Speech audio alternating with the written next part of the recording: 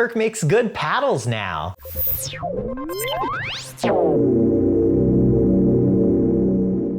Hey there guys, welcome back to Pickleball Paddle Reviews. And I was just kidding, SLK makes pretty cool paddles. But this is the 10-hour review of the SLK ERA. And I'm very excited about these paddles, and I'm even thinking about maining one of these.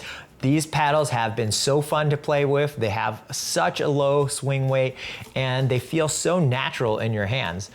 My first impressions were, wow, these paddles look pretty darn good. The design is super simple, reminiscent of the Wilson Vesper. I felt like they let the color do the talking for the design, and it really looks good. They kept it very simple. The next thing I noticed was how long this darn handle is. It's super long. I think both are over 5 inches. The elongated has a touch longer of a handle than the wide body, but trust me, both are really, really long, and you'll notice right away, especially if you are coming from a standard length handle. But what I really liked about both paddles is that their power outputs are actually very decent, especially if you consider that this is in the $200 price range for a power paddle.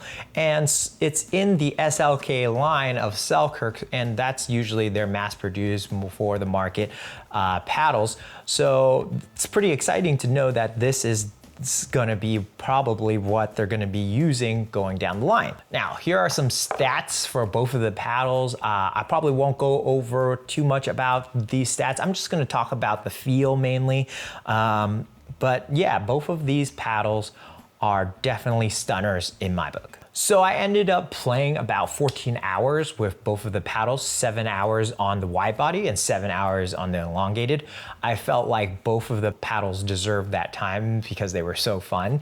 And I was trying to find if there were any big differences, and I definitely found a few differences in the paddles, and it'll definitely depend on your play style or your skill level for which paddle that you pick. All right. So let's start with the elongated SLK ERA, and I think this is the paddle that has a little bit more potential than the wide body. Not a knock on the wide body, because I will go on to tell you the wide body is freaking amazing, but I think the elongated shape will definitely be the paddle with more potential. Now, the wide body has a very, very nice sweet spot. It's just a little small, but I feel like the sweet spot's very fairly placed kind of in the middle near the top. And I might have some bias here because I played the wide body and the elongated next to each other, back and forth. And the wide body of the SLK ERA has such a nice sweet spot that I felt like this was small.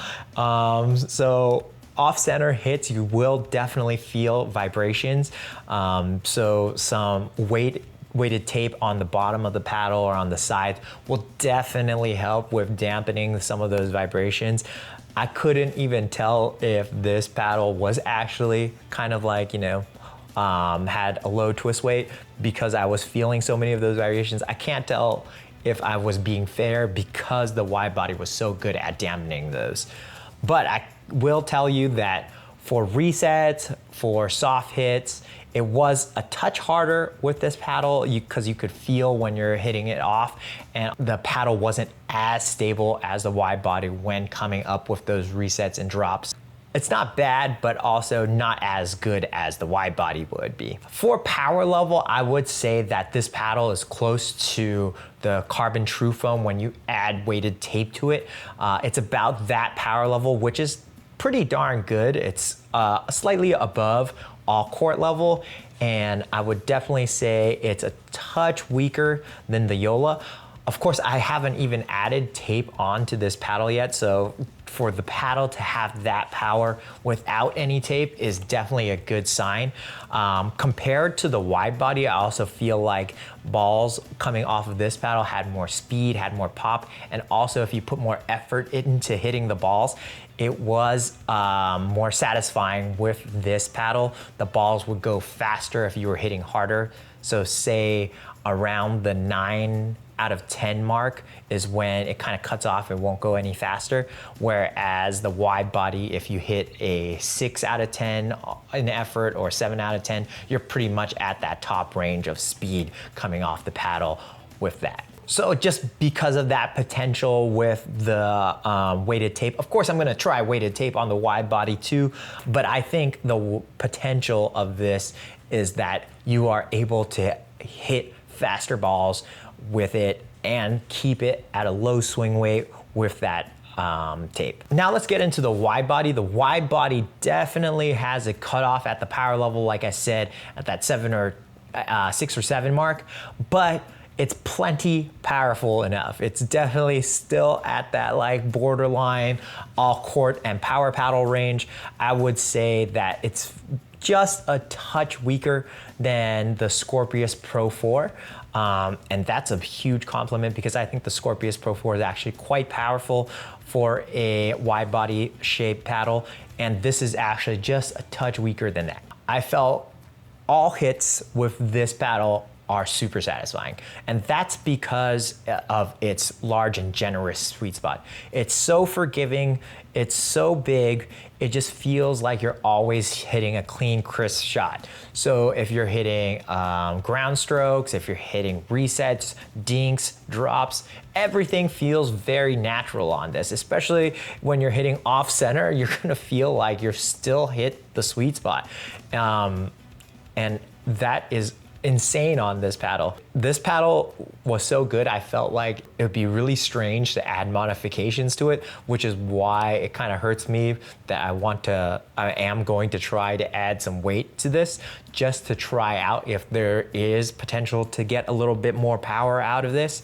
But man, I really thought out of the box, this paddle is so fun and easy to play with. And I think for beginners to intermediates, they could upgrade to this paddle and quickly pick it up and feel that it's so much better.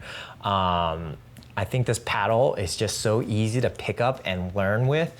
You're gonna have such a nice sweet spot. You're gonna be able to control balls so well. Whereas with the elongated shape, you're gonna need to be a little more accurate hitting that sweet spot to get the most out of it. For this, you could literally be hitting it anywhere and getting such great hits out of it. But the only bad thing is that it caps out at that 6 or 7 power level when you're hitting hard shots. So it won't be able to pick up as much speed as the elongated shape. So that was my time with the SLK ERAs. I have a form down below where I can send you any promotions that might be happening for the SLK ERAs at the store that I ambassador for, Royal Pickleball. Just fill out your information down below. Anytime there's a good promotion going on, I'll send you anything that might be happening with the SLK ERAs.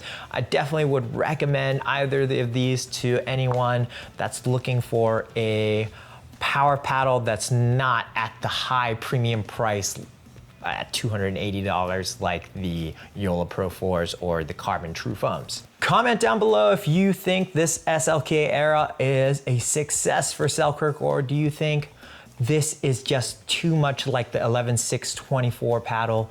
I still think this is an amazing paddle compared to the 11.624.